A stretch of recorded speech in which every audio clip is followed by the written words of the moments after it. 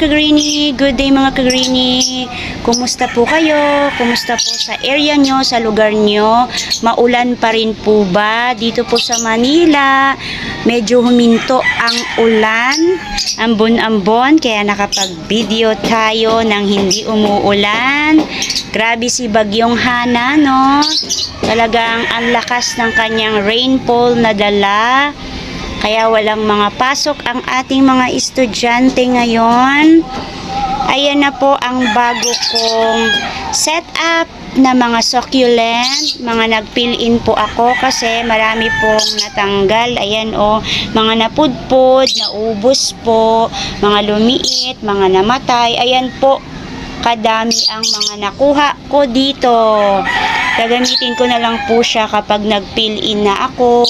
Yung mga 2 o 3 o kaya yung mga lumaki na mga succulent, ilalagay ko na lang po dito sa mga natanggal kong clay pot. So ito po yung bagong ayos ko. Ayan, nandito ang aking variegated na flapjack. Ang ganda niya rito, oh. Hitik na hitik ang kanyang kulay sa red. Ayan, oh, red na red. Ang ganda. Ganda ng variegation niya. At yung flapjack na ordinary lang, plain lang. Ayan po. Ito yung mga iilan. Yan na sila ngayon. At yung aking mga cactus nandito na po. Wala na po akong mga succulent dito pansamantala, pero lalagyan ko pa rin naman sila kapag nakapag-propagate ako or makapaghiwalay ako ng mga cuttings ko or yung mga leaf propagation ko ng mga malalaki na. Ilagay ko sa clay pot at ilalagay ko rin sila dyan. At ito, aayusin ko rin sila kasi magaan yung plastic. Kailangan ko silang ilipat sa clay pot kasi yung clay pot ay medyo mabibigat.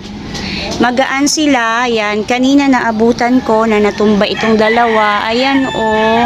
Kasi malakas ang hangin dito sa rooftop. 2 po sila yung natumba.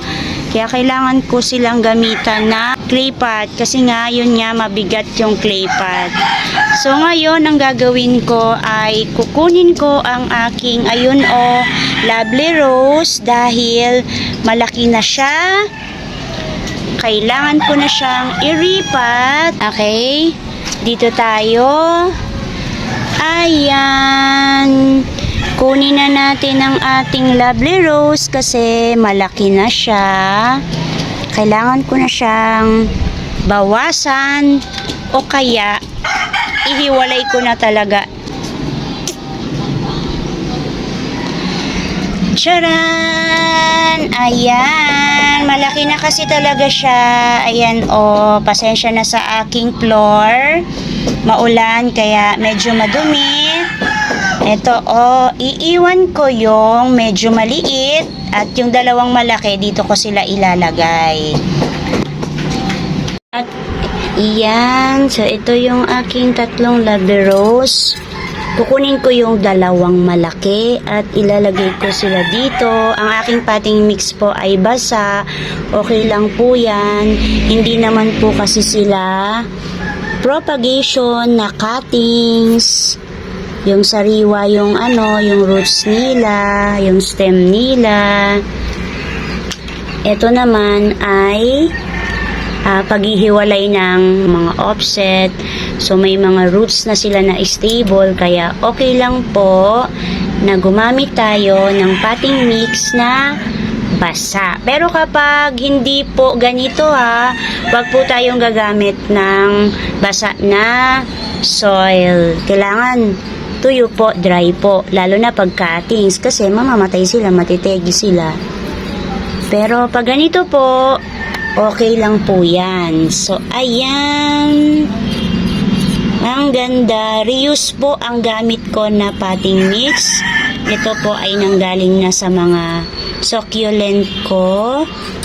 Pero bago ko po sila gamitin, ito po ay binabad ko muna sa mga insecticide at fungicide para sure po ako na walang naiiwan or wala silang insekto dyan sa potting mix nila.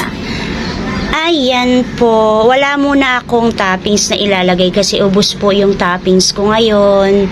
Baka next week na lang maglalagay po ako ng toppings nila.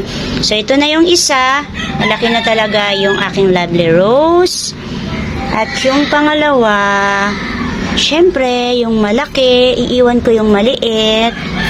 Ito yung medyo malaki, ayan po.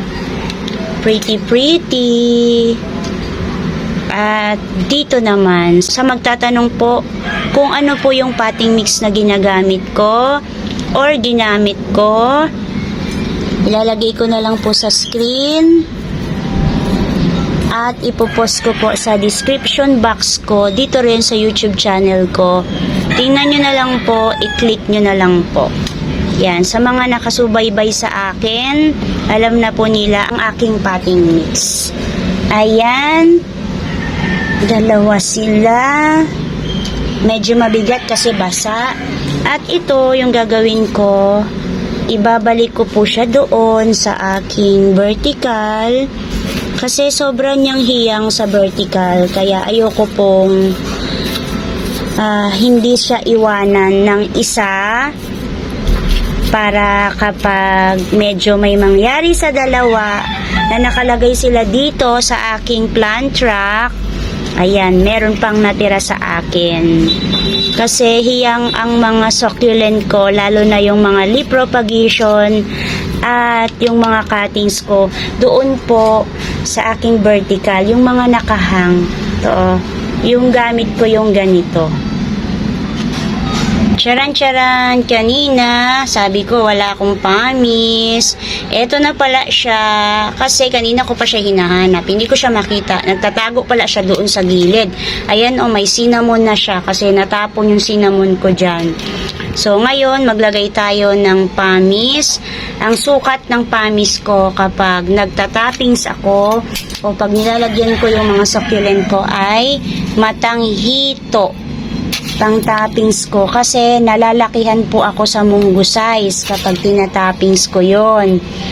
Kaya ang gamit kong pang toppings dito sa akin succulent, ang sukat niya ay matanghito. Pero kapag nagmi-mix po ako ng aking potting mix ay munggo size po yung ginagamit ko. Kasi maliit naman kapag ginamit ko naman yung matanghito sa potting mix. So, mas maganda kapag gagawa tayo ng ating potting mix, munggo size naman yung ating gamitin. Ayan. Medyo madami-dami pa pala ito. Yung matanghito ko. Kala ko wala na siya. Next na gagawin natin ay maglalagay ako ng Osmocote fertilizer po. Itong aking, nakahang na yan.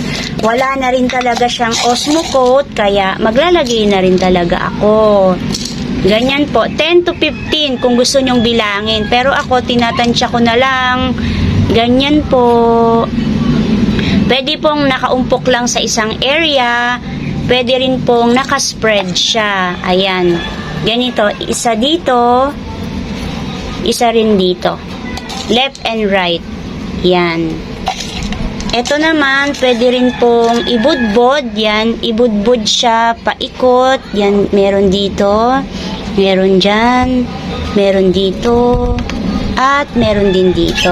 Nasa inyo po kung paano nyo ilalagay ang inyong Osmocote. Ang mahalaga ay matunaw siya. Yan, mag-absorb siya. Magbigay siya ng nutrients sa ating soil papunta dun sa roots ng ating mga succulent. So, ang gagawin natin ay ito, ibabalik ko sa aking vertical. At ito naman, pwede na pong ilagay siya sa plant rack. Dito po, kasi hindi naman po siya bago. Medyo stable na siya. Ayan, so balik natin siya sa kanyang pinanggalingan. Yan dito.